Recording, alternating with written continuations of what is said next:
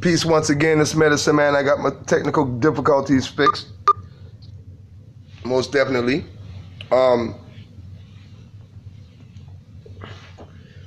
We back once again with this live hoodoo session, man. We just kind of politicking and building and kicking it, you know what I mean? I want to bring to light a few issues, a few things about root working, about working your roots in hoodoo. For the most part, we talking about putting your ancestors in your root work. That's very important. And a lot of people don't know how to put the ancestors in their root work. And that's a real important thing, man. I'm telling you. When we put our ancestors in our root work, this is where we draw our power from.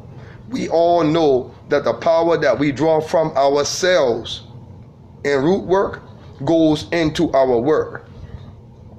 What I mean by that is that energy work is one of the most important things that we got to do because the ancestors live in us.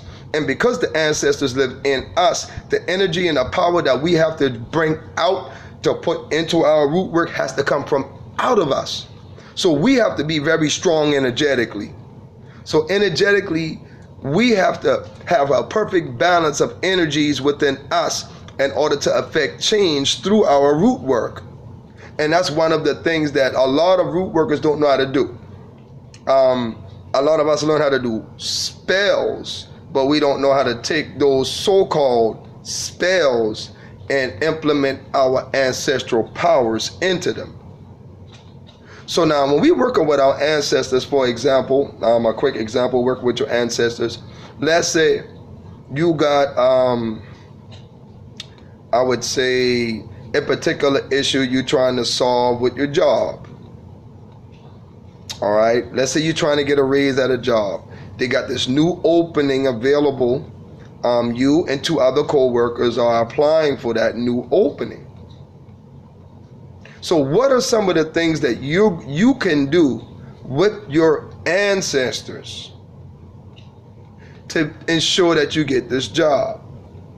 Well, thinking like a root worker, one of the first things I would do is I would find out who's the manager, the interviewing manager for this new position. Then I would also find out who these other people are. You see what I'm saying? And a lot of times we think that we have to make something bad happen to a person to make them get out of our way. But that's not necessarily true. You see what I'm saying? Now, for the most part, I can have somebody in my way for this new job. Why would I get this person terminated? Just because I want this new job. I don't have to. And see, when you distribute your energy in the right way, you keep prosperity flowing into your life. So in this situation, I would not do nothing harmful to this person. For what? I just want this job, and he or she want this job too. And they have a right to want this job just as much as I want this job. So what I do, in accordance with being in line with the natural laws of nature, what I would do is bless that person with a job and bless myself with this one. Bless that person with another higher position or a job or something that pays him more, so they could be out of my way with a blessing so that I can secure this job. That's what thinking like a root worker is really about. That's what thinking like a spiritualist is really about. Now, how are we going to bring the blessings out is we implement the power of our ancestors into our work. I know most of us have ancestral altars, and ancestral altars are important to build as a portal, for our ancestral and spirit communication. So when we build this altar, we're putting elements from the universe, from the cosmos, elements from our familial history, elements from nature. All of these different elements represent different degrees of life for us and different areas of energies that we draw from. But ultimately, those are just symbols of the energies that we calling forth or bringing out. because ultimately those energies are where at inside of us. So when we're talking about the ancestors, we have to remember the ancestors live in us. And because the ancestors live in us, they live in our DNA, they live in our bones, they live in our tissue, they live in your eyes, they live everywhere. Because every ancestor that you've had on your patrilineal side of your family, and every ancestor that you've had on your matrilineal side of your family, you are a living composition of all of that. All of that. So that's why, like in the Geechee Gala culture, we be like, but who that didn't come back? Every time a baby born. But who that didn't come back? Because we understand the nature of the ancestors.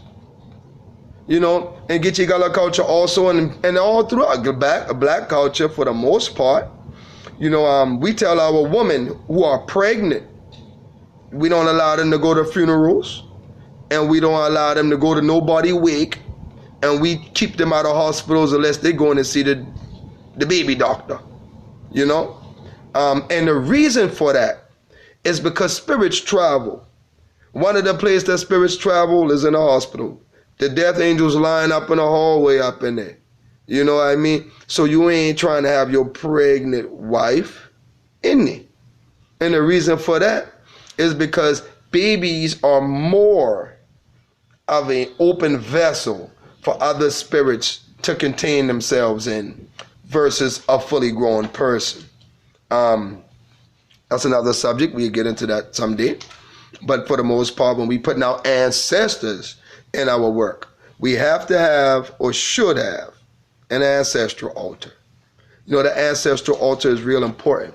And all of the elements on the altar, like I said before, should be a part of your living life.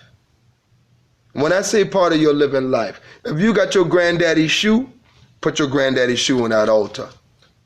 You see? If you got your grandmama hat, put your grandmama hat on that altar. You see? If you got your great grandmama's socks, put that on the altar. Because those things carry the spiritual energy of the people. Carry the spiritual energy of the people that had them on. And those are possessions that can be used, that has a connection to them, that can be used to conjure them up. You see? So how we conjure our ancestors into our root work is one of the secrets that, you know, that I teach, one of the secrets that many other root workers teach, and one of the many secrets that many other spiritualists teach. How to access the power to your ancestors. This real power that comes through your genetic bloodline. We're not talking about spirits from traditions. We're talking about living souls who has crossed over into the spirit realm. Living souls have more access to knowledge, I would say, of what's going on in our life than any other type of spirit, because that person actually lived and experienced life. So when that person crossed over with the same level of knowledge and information that they experienced in life. So I personally would rather talk to that person, to that grandfather, to that grandmother, to that cousin, that deceased cousin, and relatives who lived life, who understand what it is to be alive, and have them help me solve my problems, versus a spirit from another dimension that don't have or had no physical existence. That's just my personal opinion.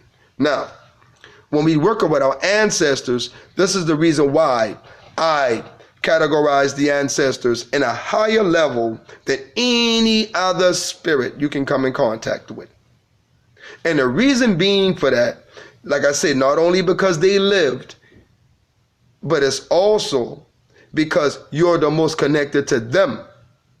The ancestors live on many levels. You know, they live in your mind, they live in your blood. That's two different worlds within its own self. They live in your memories. They live in your mind. You always remember them. This is where they at here. But they're more than this. They're in your blood too. That's why, have you ever seen a situation where a person had a kidney or a liver transplant or something like that, and all of a sudden they having a craving for foods after the surgery? They're having a craving for foods that they never even liked. They never liked before the surgery. You know what I mean? Now, like there's a joke in the medical circle. You mess around and get a black man kidney and you white. What end up happening is after that surgery, you're going to be craving fried chicken. You know what I mean? You know what I mean? And that's what it is. You know, so, you know, I just want to drop a few things on y'all about the ancestors and working with them and implementing the ancestors and them being in your blood, them being in your life. And getting that understanding that the ancestors is more than just a person or more than just a spirit. It's more of a culture. We live within an ancestral culture, a culture that's based on people that have done great things for the preservation of everybody else. And this is called an ancestral culture. So when we say we give veneration, respect, and we call on the ancestors, we calling on the ideas, we calling on the passions, we calling on the motivation, we calling on the power, we calling on the thoughts, we calling on the courage, we calling on everything that our ancestors had, that they used to build civilizations, to master science, to master nature. So when we call on these ancestral forces, we calling on higher intelligences within ourselves already. You see? And when we call on these higher intelligences, we have to be open. That's why I keep telling people, you have to know how to receive your blessings. You can't be out here blocking your blessings. You got to know how to receive them. Because when you communicate with the ancestors, what happens is they bring these great ideas. They bring these opportunities. They bring these people, especially people. You might not even like the person, but that person got a blessing for you, or would have a blessing for you, but because you can't transcend your dislike, you ain't been able to go over on the other side of the mountain and see your blessings right there waiting on you. And this is what I mean when I tell people that your blessings, you can't block them. Sometimes you have to put yourself in the toughest situations because your ancestral spirits are trying to show you, look, you transcend this situation and there's a blessing behind it. There's a resource you're looking for in life behind it. But we never reach it because we live within our lower nature for the most part. And we only seem to be concerned for the most part with our present situation and our present feelings. And sometimes our present feelings can be the most dangerous feelings we have. Because presently, we might not be thinking right. Presently, we might not be eating right. Presently, we might not be feeling right. And presently, we might not be doing right. Okay? So for the most part, we want to keep ourselves balanced. And this is part of what we learn in the transformational aspects of root working. In the transformational aspects of root working, we learn how to do certain energy works, breathing techniques, everything to enhance your consciousness and to open your mind and your psychic channels so you can be a medium, so you can be a psychic, so you can be a seer. Everyone has a gift, but not everyone has that super advanced gift, but you have a gift. And a gift that everyone is responsible for is that gift that's responsible to make your life better, to make your situation better. Okay? That's what we use our gifts for, for the most part. But when we put our ancestors in all of the work that we do, and all of the prayers that we pray, and all of the work that we work in, our work becomes powerful, we become powerful. And I'm not talking about power and magic. I'm talking about power in mind, soul, and spirit. We become healthier because we know now, we are more aware of the different properties of roots and plants and herbs, and what not only what it do magically. Anything can do anything magically, but we talking about what it can do for our body to enhance our bodies so that we can become healthier beings, and not just intelligent ones, but healthier beings. So those are some of the things that I'm going to be discussing in my class that's going to be coming up, the surprise class I'm dropping on everybody. That's going to be coming up on Saturday. I'm doing a class on Saturday, and I'm also doing a class on Sunday. So if you want to be a part of this class, we're going to be talking about working your roots in the Bible. And in this class, like I said, I'm going to be talking about the 7 seals in the book of Revelation. We're going to break the 7 seals down and get into what was meant from each one of the 7 seals being broken, and each one of the beasts behind the 7 seals, each one of the archangels behind the 7 seals. What do these things mean in an African cosmological conception?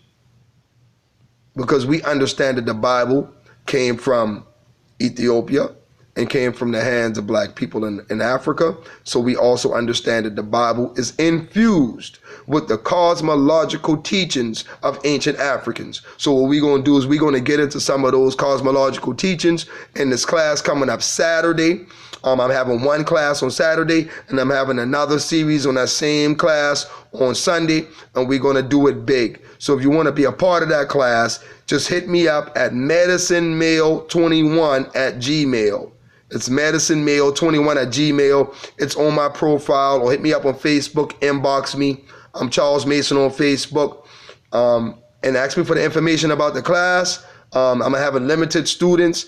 My last class was super huge. We had a nice time, but now I want to focus on a smaller group of people. So it's going to be first come, first serve, and then we'll schedule everybody else for the second class. So it's medicinemail21@gmail. Y'all hit me up, give me a hit, and we're going to get into working your roots in the Bible next Saturday. That's right, next Saturday and Sunday. Working your roots in the Bible. This is Medicine Man, and I'm out. Peace, y'all. Be good.